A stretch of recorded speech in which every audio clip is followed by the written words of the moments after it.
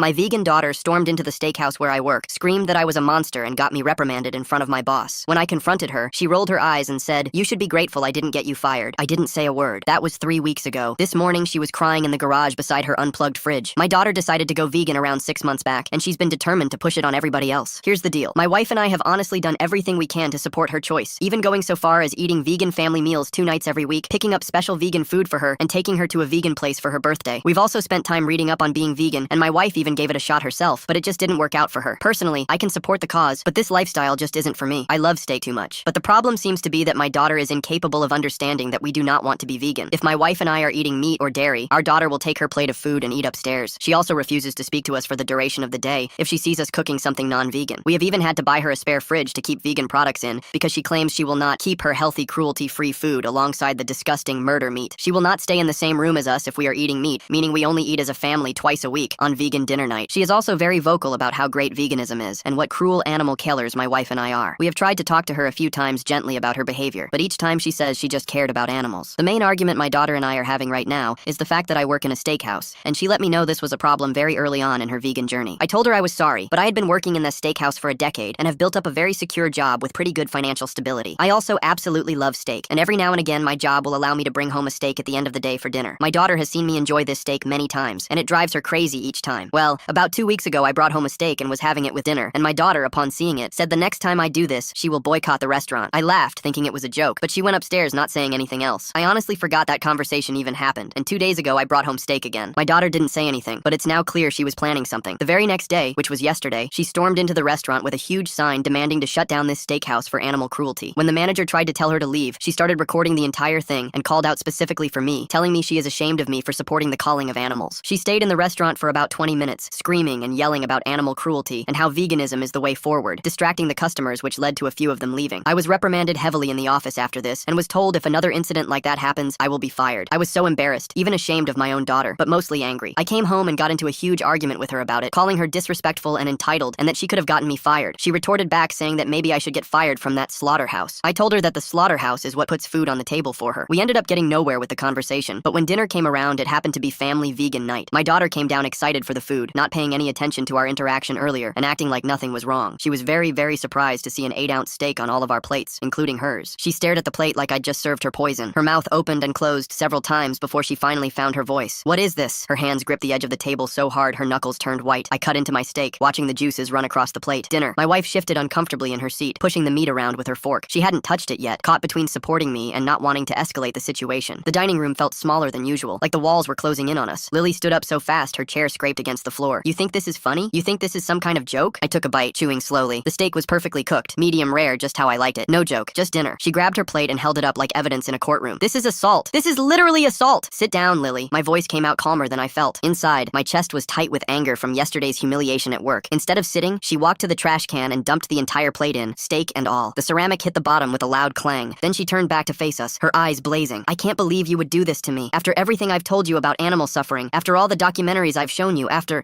you tried to get me fired?" I set down my knife and fork. "After you embarrassed me in front of my coworkers and customers? After you threatened my job that keeps this roof over your head?" She crossed her arms. "That job is blood money. Every paycheck you bring home is covered in innocent blood." My wife finally spoke up. "Lily, please, can we just talk about this calmly?" "There's nothing calm about murder." Lily's voice cracked. She was working herself up into one of her speeches. "Do you know how many cows die every single day? Do you know how they're kept in tiny spaces, pumped full of hormones, living in their own—" I stood up. Enough. The word came out sharper than intended, but it worked. She stopped mid-sentence, staring at me with wide eyes. "You want to talk about respect for life? Let's talk about respect for your family. Let's talk about how you've made every meal in this house a battlefield. Let's talk about how you can't even sit in the same room as us anymore. Because you're eating corpses. We're eating dinner. We've been eating dinner the same way for years before you decided animals were more important than your own parents." She laughed, but it was bitter and harsh. "More important? You think this is about importance? This is about right and wrong." I picked up my plate and walked past her to the living room. If she wouldn't eat with us, fine. But I wasn't going to let her ruin another meal with her preaching. My wife followed, leaving Lily standing alone in the dining room. We ate in silence on the couch, the TV providing background noise. I could hear Lily banging around in the kitchen, probably making herself something from her special fridge. 20 minutes later, she stomped upstairs without saying goodnight. The next morning, I woke up to find my work clothes in the front yard. My uniform shirt, my apron, even my name tag, all scattered across the lawn like some kind of textile crime scene. The sprinklers had already run, so everything was soaked through. I gathered up the wet clothes, my jaw clenched tight. This was escalating beyond normal teenage rebellion. When I came back inside, Lily was sitting at the kitchen table with a bowl of oatmeal, scrolling through her phone like nothing had happened. "Did you throw my work clothes outside?" She didn't look up. "I don't want symbols of oppression in my house. Your house? I dropped the wet bundle on the floor. Last I checked, I pay the mortgage here. With blood money. My wife came downstairs, took one look at the wet clothes in my face, and immediately tried to play peacemaker. What's going on? Why are your clothes wet? Ask your daughter. Lily finally looked up from her phone. I'm taking a stand. If he's going to force meat on me, I'm going to make it clear that his job isn't welcome here. You're going to pick up every piece of clothing and wash them, I said. And if you ever touch my work stuff again, you'll find your special fridge on the curb. She stood up, leaving her bowl on the table. I'm not touching those murder clothes. Then I'm not buying any more of your special vegan food. Mom will buy it. I looked at my wife, who seemed torn between us. No, she won't. Not if you keep disrespecting me like this. Lily's face went red. This is abuse. You're literally starving me. There's plenty of food in the regular fridge. You just choose not to eat it. She grabbed her backpack and headed for the door. I'm going to school. At least their people understand compassion. After she left, my wife helped me gather up the clothes. We didn't talk about it, but I could see the worry in her eyes. This was getting worse, not better. That evening, I brought home another steak. I set the steak on the counter with deliberate care, the plastic wrapper crinkling in the quiet kitchen. My wife stood by the sink, her shoulders tense as she dried the same dish for the third time. Sam, maybe we should what? Give in? Let her dictate how we live in our own home? I unwrapped the meat, the familiar ritual calming my frayed nerves. She threw my work clothes on the lawn, Sandra. My uniform, the clothes that pay for her organic quinoa and $12 almond milk. Sandra set down the dish towel and turned to face me. Her expression held that particular mix of exhaustion and concern that had become her default look over the past few months. I know she crossed a line, but bringing home another steak right after this morning, it feels like you're trying to provoke her. I'm living my life, in my house. If that provokes her, maybe she needs to examine her own reactions. I seasoned the meat, movements sharp and precise. The kitchen filled with the scent of black pepper and garlic. Heavy footsteps thundered down the stairs. Lily appeared in the doorway, her face already flushed with anger. She'd changed out of her school clothes into one of her many activist t-shirts, this one featuring a crying cow behind prison bars. You're doing this on purpose. Her voice trembled with barely contained rage. You're literally cooking death in front of me to make a point. I'm cooking dinner, something I've done every night for the past 20 years. I heated the cast iron pan, oil shimmering across its surface. Long before you decided to make every meal a moral battleground, she stepped into the kitchen, hands clenched at her sides. This morning you threatened to throw away my fridge. Now you're flaunting another corpse. You're escalating this. You threw my work clothes on the lawn. I placed the steak in the pan, the satisfying sizzle filling the room. You tried to get me fired from my job. You're the one escalating. Sandra moved between us, hands raised in a gesture of peace. Both of you need to calm down. This family is tearing itself apart over food choices. Lily's laugh came out sharp and bitter. Food choices? This isn't about food choices, Mom. This is about murder, about exploitation, about Dad working at a place that profits from suffering. I flipped the steak, focusing on the perfect sear forming on its surface. That place that profits from suffering has kept you fed, clothed, and housed your entire life. It paid for your private school, your dance lessons, your summer camps. Blood money, she spat. Every dollar soaked in animal suffering. Every dollar earned through honest work. I transferred the steak to a plate, letting it rest. Work I've done without complaint to give you opportunities I never had. She pulled out her phone, fingers flying across the screen. Well, maybe it's time people knew exactly what kind of person you really are. Lily, what are you doing? Sandra's voice carried a note of alarm. Telling the truth. She held up her phone, showing her social media page. About how my own father force feeds me meat. About how he threatens to starve me if I don't abandon my principles. I set down my knife with careful control. You're twisting everything. We've supported your choice. We eat vegan meals twice a week. We bought you a separate fridge. We've bent over backwards. You serve me murdered animals. Her voice rose to a shriek. You bring home body parts and wave them in my face. You work at a slaughterhouse and act like it's something to be proud of. It's a restaurant, a legal business that serves food people choose to eat. I picked up my plate, the steak's juices pooling appetizingly. And yes, I am proud of my work, proud of providing for my family, proud of the relationships I've built there over 10 years. She jabbed at her phone screen. Posted. Let's see how proud you are when everyone knows what you really are. Sandra grabbed for the phone. Lily, take that down right now. You can't put family business on the internet. Lily yanked the phone away. It's already shared to 3 different platforms. People deserve to know. I took my dinner to the living room, refusing to let her ruin another meal. Behind me, I heard Sandra pleading with Lily to reconsider, to think about the consequences. But I knew that look in my daughter's eyes. She'd tasted self-righteousness and found it intoxicating. The next morning, my phone buzzed with notifications before my alarm went off. 17 missed calls, 43 text messages. My social media, which I barely used, showed hundreds of notifications. I scrolled through the messages, my stomach sinking. Lily's post had gone viral in local vegan groups. She'd painted a picture of abuse and cruelty that bore little resemblance to reality. According to her narrative, I was a monster who forced meat on her, threatened starvation, and took sadistic pleasure in tormenting her with animal products. Sandra sat up beside me, her own phone lighting up. Oh no, Sam, this is bad. Did you see what she wrote? I showed her the post. She's made us sound like child abusers. The comments. Sandra's face paled. People are calling for CPS. They're sharing our address. I jumped out of bed, anger and fear warring in my chest. Lily's door was closed, but I could hear her moving around inside. I knocked, then entered without waiting for permission. She sat at her desk, laptop open, surrounded by printed articles about animal rights. She looked up with defiant eyes. I told the truth. You told lies. I held up my phone. Twisted half-truths designed to make us look like monsters. Do you have any idea what you've done? Exposed you for what you are. She turned back to her laptop. Maybe now you'll understand how serious this is. Serious? You want to talk about serious? I stepped closer, my voice low and controlled. You've accused us of child abuse on the internet. You've shared our address with strangers. You've put this entire family at risk. The only risk is to your reputation. She typed something, fingers clicking across the keys. Maybe if you're ashamed of your choices, you should make better ones. I wanted to grab the laptop, to shake some sense into her, but I forced myself to step back. Take it down, now. Number. Take it down, or you'll lose more than your special fridge. She spun in her chair to face me. What are you going to do? Kick me me out? That'll look great for your case. Local man throws out teenage daughter for having compassion. I'm going to do what any parent would do. Set boundaries. Enforce consequences. I turned to leave, then paused. You have 1 hour to remove those posts. All of them. Or what? Or you'll find out that actions have consequences. Real ones. Not the kind you can twist into social media sympathy. I left her room, my hands shaking with suppressed anger. Sandra waited in the hallway, her face drawn with worry. What are we going to do? She whispered. First, we document everything. Every post, every comment, every lie. I headed downstairs, mind racing. Then we contact a lawyer. A lawyer. Sam. She's our daughter, who just accused us of child abuse on the internet. I started coffee, needing the routine to steady myself. This isn't teenage rebellion anymore, Sandra. This is dangerous. My phone rang. My boss's name flashed on the screen. I answered with a sinking feeling. Sam, what the hell is going on? I've got people calling the restaurant saying we employ child abusers. I've got protesters planning to show up again. The owner is furious. It's my daughter. She's going through something. I'll handle it. You better handle it fast. The owner wants to see you in his office at 9. And Sam, this better not affect the restaurant again. I hung up, the coffee bitter in my mouth. Lily had no idea what she'd set in motion. Or maybe she did, and simply didn't care. An hour passed. I checked her social media. The posts remained, gathering more shares and angry comments by the minute. Some called for boycotts of the steakhouse. Others suggested reporting us to authorities. A few even posted pictures of our house from Google Street View. I found Lily in the kitchen, making herself a smoothie with ingredients from her special fridge. She didn't acknowledge my presence. The posts are still up. She poured almond milk into the blender. I told you, I'm not taking them down. Then your fridge goes to the curb. Today, she laughed. Go ahead, add theft to your list of crimes. I'm sure that'll help your case. It's not theft. I paid for it. I pay for the electricity that runs it. I pay for the food inside it. I unplugged the appliance, the motor dying with a wheeze. And now I'm deciding it's no longer welcome in my house. You can't do this! She grabbed my arm, trying to stop me from moving the fridge. Mom, he's stealing my food! Sandra appeared, still in her bathrobe. Sam, wait, let's think about this. I've thought about it. She wants to play adult games. She gets adult consequences. I started emptying the fridge, setting her vegan products on the counter. She can keep the food, but the fridge goes. Lily filmed everything on her phone. This is proof. You're literally stealing from me, destroying my property. I'm removing my property from my house. I continued working, methodical and calm despite the rage simmering beneath the surface. Just like you removed my property from my house yesterday when you threw my clothes on the lawn. That's different. How? I paused, genuinely curious about her reasoning. Explain to me how destroying my work clothes is different from me removing a fridge I bought. Because your clothes represent oppression and murder. She was crying now, tears streaming down her face. My fridge just holds food. My clothes represent my job, the job that bought that food. I resumed emptying the fridge, the job you're actively trying to destroy with your lies. Sandra stepped between us. Both of you stop. This is insane. When we're a family, are we? I set down a container of cashew cheese because families don't try to destroy each other. Families don't spread lies on the internet. Families support each other, even when they disagree. Lily's phone rang. She answered, her voice shifting to victimized sweetness. Hello? Yes, this is her. Oh my god, really? Yes, I can do an interview. Today? Let me see if I can make that work. She hung up, eyes bright with excitement. That was Channel 7. They want to interview me about standing up against carnist oppression in my own home. Absolutely not. Sandra's voice carried rare steel. You are not going on television to air our family's private business. You can't stop me. I'm 17. I have rights. Lily clutched her phone like a weapon. And I have a story people want to hear. You have lies people want to believe. I finished emptying the fridge. And if you go on television to spread those lies, you won't have a home to come back to. Are you threatening to kick me out? Because that's perfect. Teenage vegan activist homeless because parents can't accept her compassion. The headlines write themselves. I straightened, meeting her eyes. I'm telling you that choices have consequences. You want to be treated like an adult? Adults who lie about their families, who bite the hand that feeds them, often find themselves having to feed themselves. Sam, Sandra's warning tone cut through the tension. She's still our daughter. She's still a minor. For 7 more months. Lily smiled, cold and calculating. Then I'm gone anyway. But until then, you're stuck with me. And I'm going to make sure everyone knows exactly what kind of people you are. I wheeled the empty fridge toward the garage. Then for 7 more months, you'll live with the consequences of your choices. No special fridge, no special shopping trips, no more bending over backwards to accommodate someone who shows us nothing but contempt. I'll call CPS myself. She followed me, phone already in hand. I'll tell them you're starving me. Tell them whatever you want. I maneuvered the fridge through the doorway. Tell them about the full refrigerator and pantry. Tell them about the twice-weekly vegan dinners. Tell them about the thousands of dollars we've spent supporting your choice. I'm sure they'll be very interested in the whole story. She screamed in frustration and ran back inside. I heard her bedroom door slam, the sound echoing through the house like a gunshot. Sandra found me in the garage, staring at the unplugged fridge. This is spiraling out of control. She's the one spiraling it. I leaned against the wall, suddenly exhausted. I've got to meet with the owner in an hour. I might lose my job because of her lies. Maybe